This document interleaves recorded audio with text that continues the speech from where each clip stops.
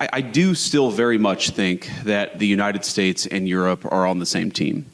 And I think that this is, sometimes I've been criticized as a hyper-realist, right? I think of foreign policy purely in terms of transactional values. What does the America get out of it? What do the rest of the world get out of it? And try to focus so purely on the transactional value of it that we ignore sometimes the humanitarian or the moral side of it.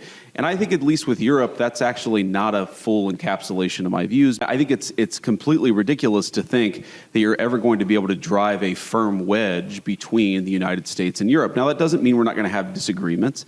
And of course, you brought up the speech earlier. It doesn't mean that Europeans won't criticize the United States or the United States won't criticize Europe. But I do think fundamentally we have to be, and we are, on the same civilizational team.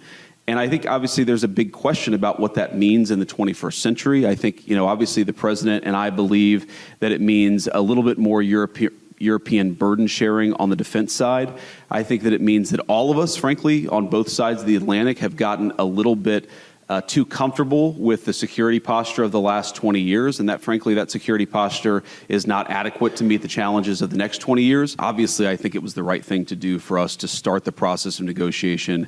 I think for too long, the Russians, the Ukrainians have been fighting. Obviously, there's been a lot of people dying on both sides. There's been a lot of innocent loss of life. And our view is it's absurd that you've had this war go on for so long, and the two sides aren't even talking constructively about what would be necessary for them to end the conflict. And I think that, one of the things that President Trump has always been very good at, and he's gotten a lot of criticism, unfair criticism in my view, from both the American and some of the European press, is what I would call a strategic realism or a strategic insight. In other words, you don't have to agree with the Russian justification for the war, and certainly both the president and I have criticized the full-scale invasion, but you have to try to understand where the other side is coming from to end the conflict. And I think that's what President Trump has been very deliberate about, is actually forcing the Russians to say, here is what we would like in order to end the conflict. And again, you don't have to agree with it. You can think that the request is too significant, and certainly the first peace offer that the Russians put on the table, our reaction to it was, you're asking for too much, but this is how negotiations unfold.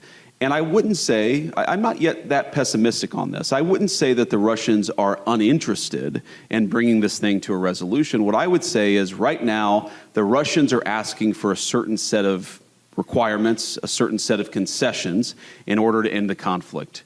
We think they're asking for too much, okay? And then obviously, the Ukrainians matter a lot. They're the other side. They're the other party, at least to the direct conflict. And we have to ask, what is the Ukrainian, what do they need in order to bring this conflict to a successful completion?